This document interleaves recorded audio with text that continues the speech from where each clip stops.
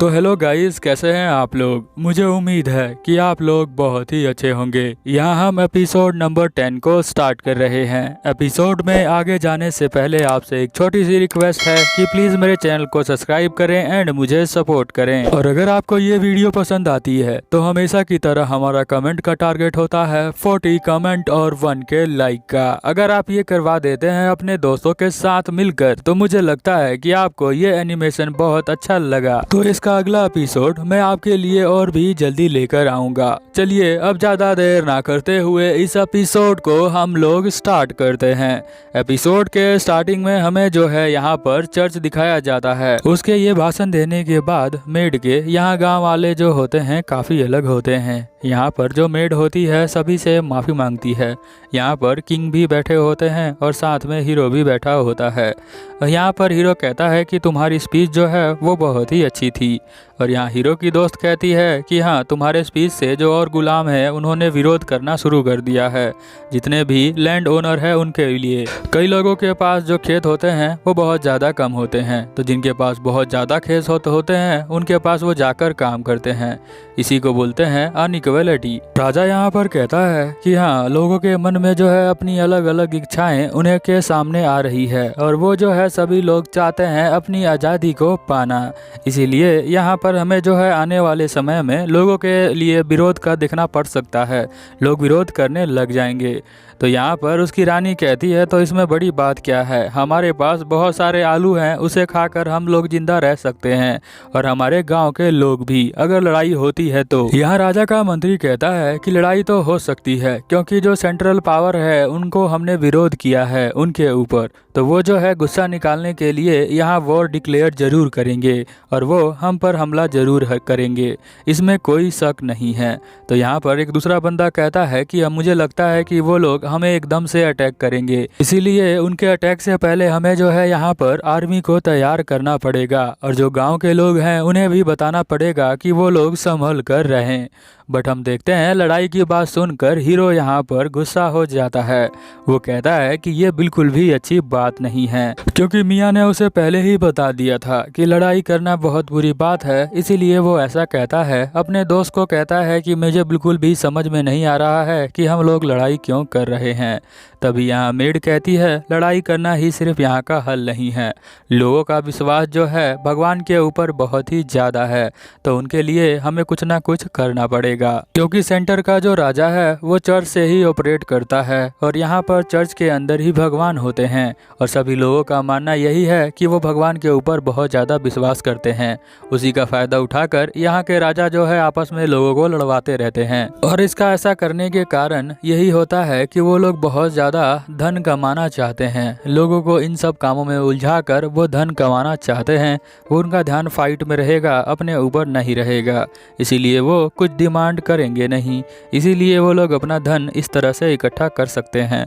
But ये दोनों decide करते हैं कि हमें इसे चेंज जल्द से जल्द करना पड़ेगा। यहाँ पर कहती है मेड कि अलग अलग चीज़ें हैं क्योंकि मुझे जो है टीचिंग दी गई है कि कोई भी इंसान बहुत सारा धन इकट्ठा करता है तो वो अपने लिए ही करता है क्योंकि वो अमीर बनना चाहता है, बट उससे उसे खुशी नहीं मिल सकती है। खुशी मिलना उसे तभी स्टार्ट होता है जब किसी ज़रूरतमंद को वो थोड़ा सा पैसा उसे दे कर देखे और उसके चेहरे पर जो स्माइल आती है उस गरीब आदमी का, वो देख कर उसे जो है बहुत ही ज़्यादा खुशी होगी। यही मदद है और ये मदद करने से ही हैप्पीनेस मिलती है। सभी लोग यहाँ पर सोचने लग जाते हैं कि हमें क्या करना चाहिए, हमें जो है किस तरह से इस वॉर को रोकना चाहिए। तभी हम देखते हैं छोटी मेड यहाँ पर आती है और कहती है अगर आप लोगों का दिमाग काम नहीं कर रहा है तो आप लोग ये स्वीट खा सकते हैं जो मैं आप सभी के लिए बनाकर लाई हूँ। हम देखते हैं कि यहाँ पर स्वीट खाने के बाद वो लोग जो है अपने गांव के अंदर ही एक दूसरा चर्च बना देते हैं ताकि लोग जो है यहाँ भी आकर पूजा कर सकें, ताकि सिर्फ ध्यान जो हो सेंटर पे ना हो। अगर फाइट होती है तो चर्च टूट भी सकता है, इसीलिए लोगों को अच्छा नहीं लगेगा, इसीलिए अलग अलग जगहों पर ये चर्च बना रहे हैं। दूसरी तरफ हम लोग देखते हैं यहाँ पर जो मर्चेंट होता है उसका दोस्त एक लेटर लेकर आता है। वो कहता है कि जो जो सभी गुलाम थे उस स्पीच के बाद ये लोग जो है पर्चे में लिख कर ये डाल रहे हैं। लगता है वो लोग विरोध कर रहे हैं, वो गुलाम बनना नहीं चाहते हैं, उन्हें आज़ादी की ज़रूरत है। इसीलिए वो लोग जो है अपना मैसेज इस पर लेकर सभी लोगों को डिस्ट्रीब्यूट कर रहे हैं। लगभग 3000 ये पेपर हैं जो पूरे शहर में डिस्ट्रीब्यूट हैं। यहाँ पर वो बात याद करता है मियाँ की भी, जहाँ पर मियाँ उसे बताती है कि कैसे उसने विंड मिल का आविष्कार किया था गांव के लोगों की भलाई के लिए। तो उसे लगता है कि उसी ने किसी प्रिंट मशीन का आविष्कार किया होगा जिससे कि ये पेपर बना होगा। अब लड़ाई करने से यहाँ पर मर्चेंट का फ़ायदा कैसे होता है वो मैं आपको समझाता हूँ, क्योंकि ये समझाता है। वो कहता है कि अगर लड़ाई होती है तो खाने की ज़रूरत सबसे ज़्यादा होती है, तो हम लोग जो है जाकर मार्केट से खाना लेकर अपने यहाँ पर स्टोर कर लेंगे। जितना भी वहाँ मार्केट में खाना है उस सभी को स्टोर कर लेंगे, जिससे कि उस मार्केट का जो प्राइस होगा वो ऑटोमेटिक बढ़ जाएगा। सामान नहीं होगा तो ये डिसाइड यही करेगा कि कितने में उसे बेचना है, क्योंकि सारा सामान तो इसी के पास है ना। इसका दोस्त कहता है कि पर अभी जो सामान बिक रहा है वो थोड़ा महंगा बिक रहा है। पर मर्चेंट कहता है कोई बात नहीं, उसे तुम जो हो सारा सामान खरीद के ले आओ, बाद में हम जो है उसे सेल करेंगे अच्छे से भाव में बढ़ाकर। अगले सीन में हम देखते हैं कि यहाँ पर वो जो है विंटर कंट्री के राजा की माँ जो है वो बोलती है कि हम लोग जो है इन लोगों का विरोध रोकने के लिए या फिर आंदोलन रोकने के लिए हम गाने का यूज़ कर सकते हैं। गाने के माध्यम से हम उन्हें मैसेज पहुँचा सकते हैं ताकि वो लोग जो है अब शांत हो जाएं। यहाँ पर वो उनका मानना है कि जितने भी टीचिंग्स है, जो अच्छी अच्छी टीचिंग्स होती हैं, उन सभी को यहाँ पर फैलाना। बट यहाँ मेड कहती है कि हम जो है ऐसे फैला नहीं सकते हैं गाने के रूप में, क्योंकि जब वो बंदा वहाँ सेंटर से यहाँ पर आया था मुझे लेने के लिए, तो उसने ही बहुत ही उल्टी बात कह दी थी अदर स्टेट के बारे में। जो सिंगिंग करते हैं वो एक अलग स्टेट हैं, वो अगर वो सिंगिंग करेंगे तो यहाँ पर सभी लोग विरोध में दोबारा आ जाएंगे। इसीलिए यहाँ मेड कहती है कि हमें ये नहीं करना चाहिए, हमारे पास कोई और तरीका होना चाहिए। फिर हम देखते हैं कि यहाँ पर राजा जो है वो कहता है कि बताओ फिर कौन सा तरीका सही रहेगा। तो वो कहती है कि हमें जो है कुछ लोगों को इकट्ठा करना चाहिए, उन्हें जो है ट्रेनिंग देनी चाहिए और उन्हें बोलना चाहिए कि गांव-गांव में जाकर वो ये सब गाएं, जिससे कि वो लोग गांव वाले उन्हें बंजारा मानेंगे और वो उनको ऐसा नहीं मानेंगे कि वो उस स्टेट से हैं। तो यहाँ पर राजा कहता है कि हाँ तुम सही कह रही हो, ये अप्रोच मुझे सही लग रही है, देखते हैं ये ट्राई करके कितना सही होता है। दूसरी तरफ हम देखते हैं मर्चेंट का दोस्त यहाँ पर कहता है कि मैंने लगभग सभी को इकट्ठा कर लिया है, जितना भी मार्केट में अनाज था उन सबको। फिर वो कहता है कि मैंने जो है यहाँ पर एक न्यू बिल बनाया है, एक तरह का कॉन्ट्रैक्ट है ये। इस कॉन्ट्रैक्ट को आप रिलेट कर पाएंगे, अगर आप थोड़े पढ़े लिखे होंगे, न्यूज़ देखा करते होंगे तो जरूर रिलेट कर पाएंगे। यहाँ पर ये एक बिल बनाता है जिसमें जो किसान है उसके खेत के अंदर वो कॉन्ट्रैक्ट बनाएगा, जिसके हिसाब से जो भी वो अनाज पैदा होगा वो उसे अगले साल खरीद लेगा। बट ये 1 साल पहले ही कॉन्ट्रैक्ट बना लेता है कि जो तुम्हारा फ्यूचर में अनाज बनने वाला है उसे मैं ही खरीदूंगा। बट फ्यूचर में यहाँ पर किसान को नहीं पता है कि उस अनाज का दाम कम होगा या ज़्यादा होगा, पर कॉन्ट्रैक्ट के हिसाब से जो अनाज का प्राइस होगा वो पिछले साल वाला होगा, यानी अगले साल उसे सस्ते प्राइस में जो है वो मिलेगा और वो महंगे में बेच देगा। यही ये चाहता है, इसीलिए इसने ये बिल बनाया है। यही प्लान है इसका। अगर आप ये प्लान समझ गए हो तो नीचे कमेंट कर देना मैं समझ गया। फिर हम देखते हैं यहाँ पर जो उसका दोस्त होता है वो कहता है अच्छा ये तो मुझे लग रहा है बहुत अच्छा है, वैसे भी वॉर होने वाला है, उसका फ़ायदा हम उठा सकते हैं, सभी अनाज को इकट्ठा करके हम लड़ाई के स्थिति को भी चेंज कर सकते हैं। यहाँ पर वो कहता है कि हाँ जितने देर तक लड़ाई चलेगी उतना हमारा जो सामान का प्राइस होगा वो बढ़ता ही जाएगा, जिससे कि हम और भी ज़्यादा प्रॉफिट कमा सकते हैं और पूरा का पूरा जो यहाँ पर गेहूं का मार्केट होगा वो हमारा हो जाएगा और हम उसे बहुत ही अच्छे प्राइस में सेल कर सकते हैं।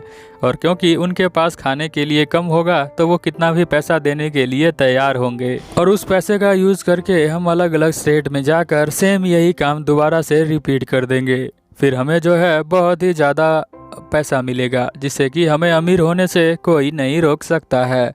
पर हमें साथ में हेडक्वार्टर से भी परमिशन लेनी पड़ेगी इसके लिए। हो सकता है वो कुछ टैक्स वगैरह इसके ऊपर लगा दें, हमें जो है उन्हें भी थोड़ा बहुत पैसा देना पड़ेगा, नहीं तो वो इस बात के लिए नहीं मानेंगे।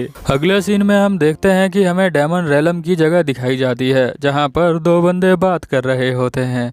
यहाँ जो बात कर रहा होता है वो राजा उसका मंत्री होता है। तभी उसकी डॉटर यहाँ पर आ जाती है। वो कहती है कि हमें जो है इंसानों से डील करना पड़ेगा, क्योंकि हमें उनसे बहुत सारा सामान चाहिए। ज़्यादातर तो हमें नमक की आवश्यकता है। अगले सीन में हम देखते हैं कि यहाँ पर एक बंदा जो होता है कस्टमर यहाँ पर आता है चावल लेने के लिए। तो वो पूछता है कि कितने का यह चावल या फिर गेहूँ है। तो वो बताता है जो दाम पहले होता है उसे 2 गुना दाम वो उसे बता रहा होता है। वो कहता है ये तो बहुत ही ज़्यादा दाम है। तभी हम देखते हैं एक और व्यापारी यहाँ से गुजर रहा होता है। वो कहता है कि मुझे चाहिए चावल। तो वो कहता है कि चावल में थोड़े कंकड़ है, बस ठीक है।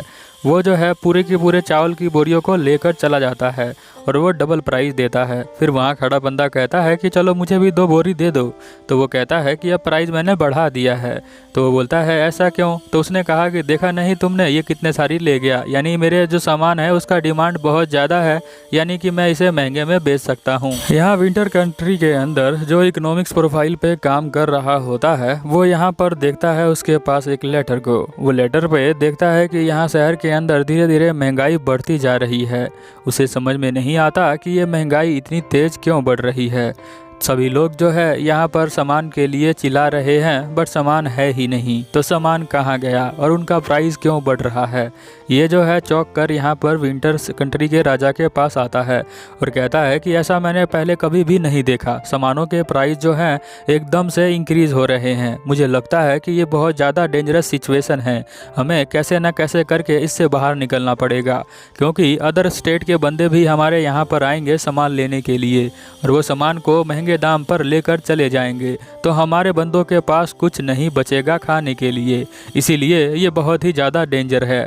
साथ में वो सोल्यूशन भी बताता है। वो कहता है कि अगर कोई बंदा हमारे स्टेट से लेने आता है सामान तो हम उसके ऊपर टैक्स लगा देंगे, ताकि हमारा सामान कम से कम बाहर जाए और यहाँ पर हमारे पास बहुत सारे पैसे भी आ जाएं। ऐसा समझ लो कि तुमने गेहूँ उगाया और कोई और लेकर तुम्हें ब्रेड देकर चला गया। यही बात है। यहाँ पर कोई तुम ब्रेड तो बना नहीं पाओगे। क्यों नहीं बना पाओगे? तुम खुद ही जान जाओगे आगे जाके। फिर हम देखते हैं यहाँ पर कि जो यहाँ का राजा होता है वो फाइट करने के लिए वो ऐलान कर देता है। वो कहता है कि हम विंटर स्टेट पर हमला करेंगे। अगले सीन में हम देखते हैं कि यहाँ ड्रैगन की जो रानी होती है वो मिलने आई होती है उसी मर्चेंट के पास। मर्चेंट जो होता है यहीं उसे देखकर खिड़की से बहुत ज़्यादा घबरा जाता है। वो जल्दी जल्दी अपने रूम में लेकर आता है, क्योंकि ये जो है इंसानों की यहाँ पर जगह पर आई हुई है और एक्चुअल में ये तो डेमन है। यहाँ पर क्या कर रही है? यही बात वो पूछता है कि आप यहाँ पर क्या कर रही हैं? तो वो बोलती है कि मुझे नमक की आवश्यकता है, मैं उसे लेने के लिए आई हुई हूँ और मुझे उम्मीद है कि तुम ही एक ऐसे पर्सन हो जो मुझे नमक दिला सकते हो, क्योंकि तुम्हारे पास मेरे ज़रूरत का सभी सामान है। अगले सीन में हम देखते हैं कि यहाँ पर जो मेड होती है वो सोच रही होती है वो दरवाजे के बाहर बैठकर। जब वहाँ पर डेमन किंग यानी कि मियाँ जब छोटी होती है तो यहाँ पर वो बहुत सारी किताबों को पढ़ती है और सभी किताबों को पढ़ने के बाद वो एक ही सोल्यूशन पे आती है कि हमें जो है लड़ाई नहीं करना चाहिए, हमें लोगों पर विश्वास करना चाहिए। बट अभी वहाँ पर वो गई है, वो एक कब्र है जहाँ पर पुराने डेमन किंग का वो कब्र है। वो उसे वश में भी कर सकता है, यानी वश में कर लिया तो वो अब यहाँ पर राज करना स्टार्ट कर देगा। यहाँ पर जो मेड होती है वो पूछती है कि आपने अपने लिए पावर क्यों नहीं लिया? तो वो कहती है कि मुझे वायलेंस बिल्कुल भी पसंद नहीं है, इसीलिए मुझे पावर की ज़रूरत नहीं है। तो यहाँ पर वो कहती है कि फिर आप रानी बन के कैसे इसका इस्तेमाल करेंगी, लोगों से ऑर्डर कैसे फॉलो करवाएंगी? तो वो कहती है कि मेरे को विश्वास है, क्योंकि आने वाले समय में एक यहाँ पर बच्चा आएगा जो आगे जाकर हीरो के नाम से जाना जाएगा।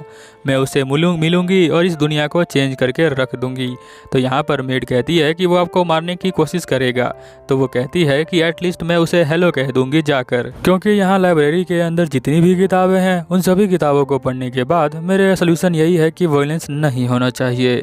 यहाँ अगले सीन में हम देखते हैं कि यहाँ लड़ाई करने के लिए वहाँ दूसरे स्टेट के बंदों ने यहाँ पर चिट्ठी भेज दिया है। यहाँ पर सोचता है जो हमारा हीरो होता है कि हमें जो है लड़ाई बिल्कुल भी नहीं करनी है, और वो भी नहीं चाहती थी। वो मियाँ की बात कर रहा है। मियाँ भी लड़ाई करना बिल्कुल भी नहीं चाहती थी। वो जोर से चिल्लाने लग जाता है कि जब तुम्हारी ज़रूरत है यहाँ पर तो तुम वहाँ क्या कर रही हो, जल्दी से यहाँ पर आ जाओ। यहाँ पर वो खाली चिल्लाता है। वो राजा से कहता है कि ऐसा कुछ हो सकता है जिससे कि जो है लड़ाई के अंदर कम से कम नुकसान पहुँचे लोगों को।